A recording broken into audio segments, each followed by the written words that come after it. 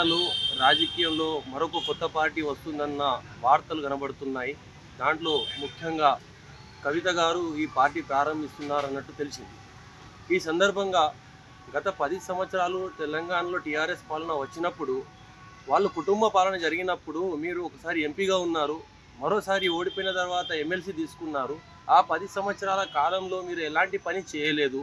మీ తెలంగాణ ప్రభుత్వం ఎలాంటి పని చేయలేదు. మరి మీరు ఆ 10 సంవత్సరాల పనితీరు ముంగట పెట్టి కొత్త పార్టీ పెడితే ప్రజలు నమ్ముతారు. కానీ నేను కొత్త పార్టీ పెట్టేస్తా, నేను దళితులకు ద్రోహం జరిగింది, తెలంగాణ కోసం పోరాడిన పౌరులకు ద్రోహం జరిగింది, ఆ 2 సెంటిమెంట్ ఇష్యూలు ముంగట పెట్టుకొని నేను కొత్త పార్టీ పెడతాను ముంగటకు వస్తే ప్రజలు నమ్మేది లేదు. టీఆర్ఎస్ నువ్వు ఎలా పొందబెట్టారో ఈమె కూడా రాదు, కొత్త పార్టీ పెడితే కౌన్సిలర్ కూడా పనికిరాదు ఈమె అని ఈ సందర్భంగా నేను తెలియజేస్తున్నాను. ఇప్పుడు ప్రజలు చాలా కోపంలో ఉన్నారు. వాళ్ళకు పనితీరు కావాలా. గత ప్రభుత్వాలు ఏవైతే వాగ్దానాలు చేసిందో, ప్రామిసులు చేసిందో ఆ పని ముంగట పెట్టి ముంగట రావాలా. 10 సంవత్సరాలలో అప్పుల పాలు చేసిన తెలంగాణను మళ్ళీ అలాంటి కుటుంబాన్ని ముంగట తీసుకొచ్చేది లేదు. కుటుంబ పాలన జరిపించారు, అంతేగాని ప్రజల పాలన కాలేదు. ఇప్పుడు ప్రజాపాలన కావాలా. ఇప్పుడున్న ప్రభుత్వం కూడా ప్రజల్ని మోసం చేస్తుంది. దయచేసి కాంగ్రెస్ పార్టీ కూడా ఇప్పుడు ప్రస్తుతం చేసిన వాగ్దానాలు డబ్బులు లేవు అని ముంగట చేసే బదులు ఢిల్లీలో ఎలా జరిగిందో ఆమ్ ఆద్మీ పార్టీ పాలన, పంజాబ్లో ఎలా జరుగుతుందో దాన్ని స్ఫూర్తిగా తీసుకొని ముంగటకు వస్తే రాబోయే రోజుల్లో కాంగ్రెస్ కన్నా కొంచెము పరువు తగ్గుతుందని సందర్భంగా తెలియజేస్తున్నాను. నేను జాదవ్ ప్రవీణ్ నాయక్, బోధన్ నియోజకవర్గం నుంచి మాట్లాడుతున్నాను.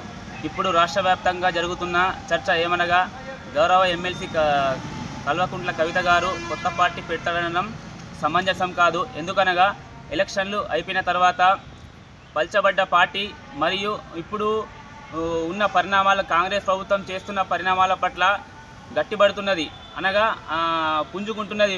పబ్లిక్ లోటుపాటు తెలుస్తున్నది. వచ్చిన ప్రభుత్వంలో వాళ్ళ హామీలు నెరవేర్చకుండా ఇప్పుడు మన టీఆర్ఎస్ పార్టీ వరకు మొగ్గు చూపుతున్నారు. కాబట్టి ఇట్టి తరుణంలో కొత్త పార్టీ పెట్టి ఉన్న పార్టీని చీల్చడం సరైన సమంజసం కాదు. ఈ ఉన్న పార్టీని అటు కేటీఆర్ గారికి, గౌరవనీయులు కేసీఆర్ గారికి మద్దతుగా ఉంటూ కలిసికట్టుగా ఉండి పార్టీ బలోపేతానికి కృషి చేస్తే బాగుంటుందని కోరుతున్నాం. ఏదైతే ఈ మధ్యకాలంలో మన కవితక్క గారు నూతన పార్టీ పెడతారనేసి కొన్ని మీడియా పత్రికల్లో చూడడం జరిగింది. ఏదైతే తెలంగాణ రాష్ట్రం కోసం ఎన్నో పోరాటాలు చేసిన కేసీఆర్ గారి కూతురు అయ్యింది కూడా వేరే పార్టీ పెడితే మాత్రం ప్రజలలో వ్యతిరేకత వస్తారని మేము భావిస్తున్నాము. కవితక్కకు మంచి పేరుంది టీఆర్ఎస్ పార్టీలో. కవితక్క కూడా మంచి రాష్ట్ర స్థాయిలో మంచి అనుచర వర్గము, ఫాలోవర్స్, సోషల్ మీడియా టీం కూడా ఉన్నది. కానీ ఇక్కడ వేరే పార్టీ పెడితే మాత్రం ఆమె గ్రాఫ్ తగ్గిపోతుందని మేము భావిస్తున్నాము.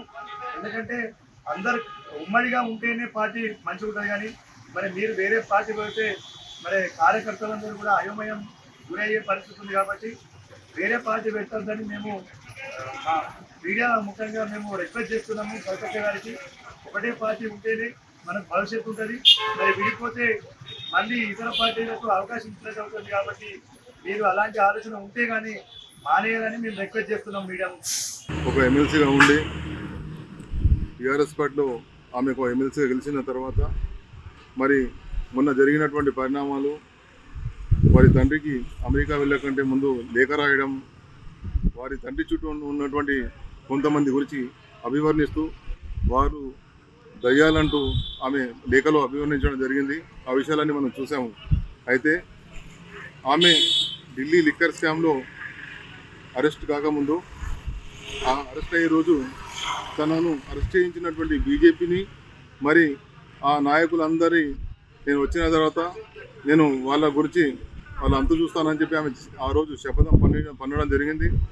దాన్ని తదనంతరం వారి తండ్రి బీఆర్ఎస్ పార్టీ అధినేత అయినటువంటి కేసీఆర్ గారు కానీ అదేవిధంగా ప్రధాన ప్రతిపక్షంలో ఇప్పుడు ప్రతిపక్ష పాత్ర పోషిస్తున్నటువంటి కేటీఆర్ కానివ్వండి, లేకపోతే హరీష్ రావు కానివ్వండి, వీరి దగ్గర నుంచి ఆమె పోరాడడానికి ఎటువంటి మద్దతు రాకపోవడంతో ఆమె మనసులోని అసంతృప్తినంతా తన తండ్రికి లేఖల ద్వారా చెప్పడం జరిగింది.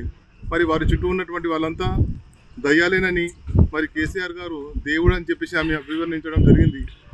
అయితే ఆమె తెలంగాణలో ఒక మహిళ కొత్త పార్టీతో ముందుకు రావడం శుభ పరిణామమే. దానిని ఎవరు కూడా కాదని అన్నారు.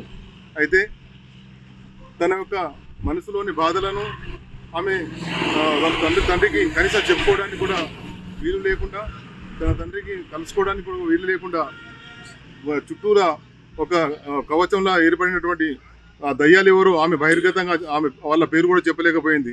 అంతా ఒక బీజేపీతోని కొట్లాడడానికి కూడా స్వేచ్ఛనీయకుండా ఉన్నటువంటి పార్టీలు నేను ఎందుకని చెప్పి ఆమె పార్టీ పెట్టడం కోసం ఎప్పుడైతే ముందుకు వస్తున్నారో దాన్ని మేము స్వాగతిస్తున్నాము.